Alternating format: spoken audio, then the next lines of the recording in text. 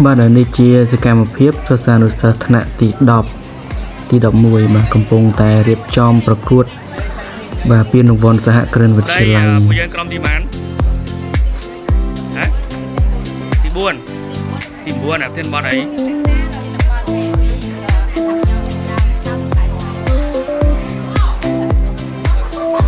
ក្រុមទីម៉ានខាងណាដល់បាទផ្ទិនបត់អី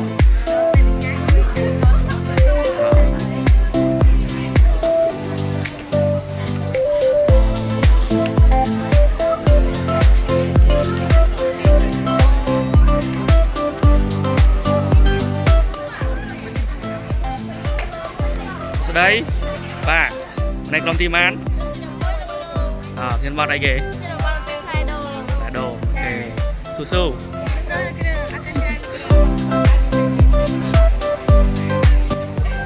្ដីកូនក្រុមទីម៉ានមានអារម្មណ៍មិនដែរមើលបាទចឹងហ่ะធ្វើមក200 50ហ៎ពុំតែញទេកូន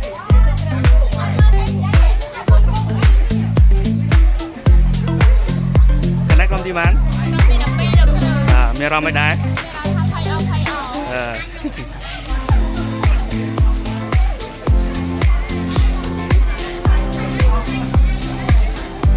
បាទយើងចូលទៅខាងក្នុងបន្ទប់នេះជាគណៈកម្មការដាក់បន្ទុករបស់យើងបាទមាន3រូបនិងអ្នកសម្របសម្រួល1រូបគឺមានអ្នកគ្រូដានីលោកគ្រូសំណាង